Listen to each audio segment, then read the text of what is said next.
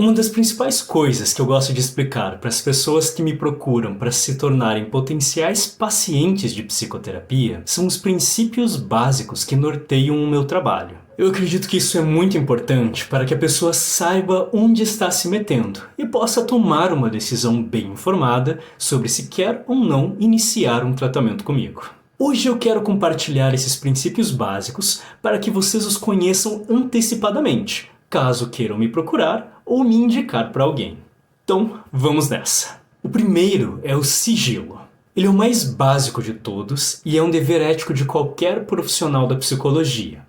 Tudo que é falado dentro de sessão ou qualquer tipo de comunicação que eu tenho com os meus pacientes terá o conteúdo completamente resguardado pelo sigilo profissional. Ou seja, a menos que o paciente me autorize explicitamente ou peça para que eu fale algo para alguém específico, eu não vou estar falando por aí o que eu conversei com ele em sessão, especialmente se isso pode levar esse paciente a ser identificado. Entenda, uma coisa é eu falar na internet que eu já atendi uma dúzia de pessoas com o problema X.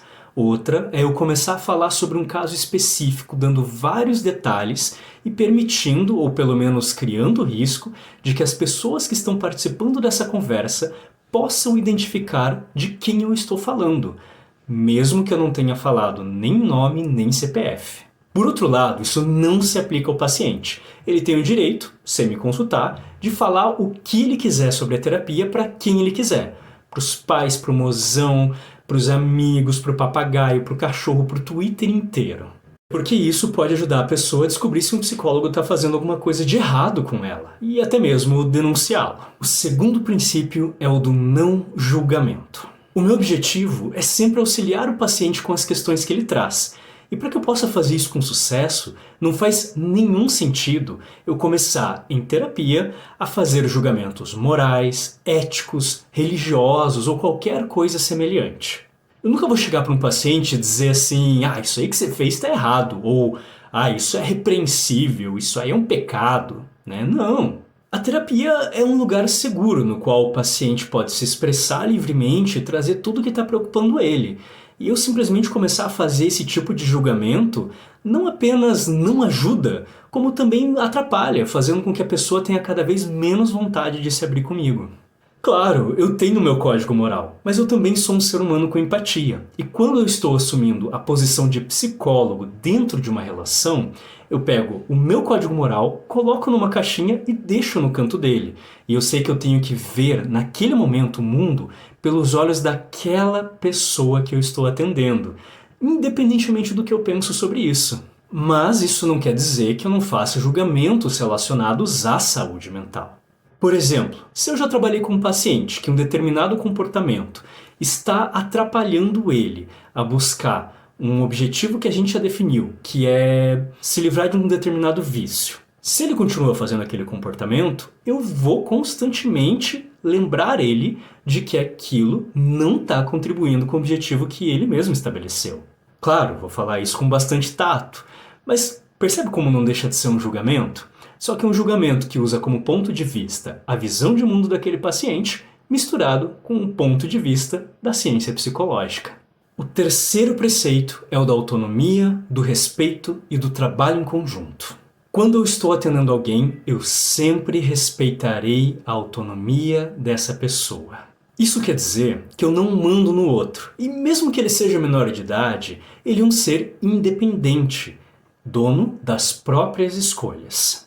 Eu posso sugerir, eu posso orientar, eu posso dar ideias e dicas, mas eu sempre respeitarei uma negativa e nunca forçarei ninguém a nada. Se o meu paciente não realizou uma atividade que nós criamos para ele fazer durante a semana, não faz sentido eu ficar chateado com ele ou tentar forçar ele a fazer numa próxima semana. Eu meramente vou tentar entender o que aconteceu porque essa informação é importante.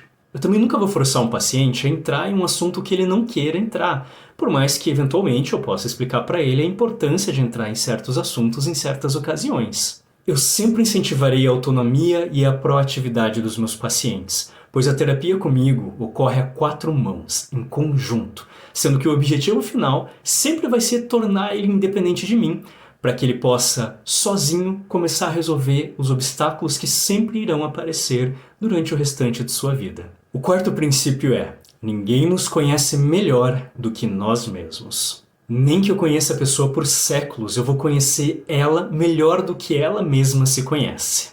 Eu vou descobrindo mais sobre outra pessoa à medida que ela vai se mostrando para mim, porque eu, infelizmente, perdi as aulas de leitura de mente durante a minha graduação. Veja bem, na minha relação terapêutica, eu posso ser o especialista em psicologia, mas o paciente sempre vai ser o especialista nele mesmo. Cada um de nós vai contribuir com os seus conhecimentos específicos para que o trabalho possa ocorrer em parceria, da melhor maneira possível. E isso é importante para pensar o seguinte: eu não descubro coisas antes do paciente, eu caminho lado a lado com ele. Todo mundo, inclusive eu, tem seus pontos cegos, e muitas vezes é nesses pontos cegos que nós estaremos mirando na sessão. Mas eu posso apenas criar uma hipótese sobre o que está acontecendo atrás daquele ponto cego. O que eu gosto de fazer é explicar essas hipóteses para os meus pacientes e convidar eles para dar um passinho um pouco para o lado para conseguir ver o que está naquele ponto cego. É ele, então, que vai dizer para mim se ele está conseguindo ver a mesma coisa que eu ou não, o que vai confirmar ou refutar a minha hipótese. O meu quinto princípio é não fazer o paciente se sentir bem a qualquer custo. Eu sempre falo para os meus pacientes: o meu objetivo é ajudar você a resolver os seus problemas ou lidar com eles, e não fazer você se sentir bem a qualquer custo. Só para dar um exemplo, não faz sentido nenhum eu mentir sobre a realidade para um paciente que está sofrendo por causa dela só para eu diminuir temporariamente esse sofrimento. O meu objetivo é ajudar a pessoa a enfrentar e lidar com essas situações. É prepará-la, é ensinar técnicas, é mostrar o seu verdadeiro potencial. E não deixar a pessoa ainda mais despreparada para enfrentar a vida só para baixar temporariamente a sua angústia. E em sexto lugar, a relação é primeiramente profissional, mas não deixa de ser humana. A relação que eu estabeleço com os meus pacientes é sempre primeiramente profissional e tem como objetivo máximo ajudar esse paciente a alcançar os objetivos terapêuticos que nós estabelecemos. Então, o que nós fazemos em sessão sempre vai ter isso como objetivo. Em outras palavras, é uma relação que tem regras claras, mesmo que elas precisem ser rediscutidas de vez em quando. Mas isso não é o mesmo que dizer que eu sou uma espécie de robô atendendo um outro ser humano. Nossa relação continua sendo a de dois seres humanos interagindo. Cada relação que eu estabeleço com o paciente será diferente, porque eu acabo me adaptando um pouco ao modo de ser de cada paciente. Mas independentemente disso, eu sempre serei genuíno nessas relações. Se um paciente está tranquilo comigo fazendo piadas de vez em quando em terapia, eu com toda certeza vou fazer isso, porque de modo geral eu sou uma pessoa muito bem-humorada. Mas eu vou segurar minha onda se não for um momento propício para isso, ou se a pessoa não for muito fã dessa ideia. Eu com toda certeza também trarei informações pessoais minhas se for adequado, sempre com um objetivo terapêutico em mente. Seja para ajudar um paciente a enfrentar alguma coisa que ele está passando, ou seja meramente para estabelecer um vínculo de confiança e empatia entre nós dois, o que com toda certeza ajuda no processo terapêutico. Enfim, existem terapeutas que vão te atender como se fosse uma espécie de marionete sem rosto e que você nem enxerga enquanto sendo um ser humano enquanto você está lá no atendimento. Mas esse não é o tipo de relação que eu ofereço na minha psicoterapia. E é isso aí. Se você ficou com alguma dúvida, pode ficar completamente à vontade para enviar elas para mim. E se você tiver interesse no meu processo de psicoterapia para você ou para alguém querido para você, pode mandar um direct para mim, porque eu ficarei muito feliz e honrado em te ajudar.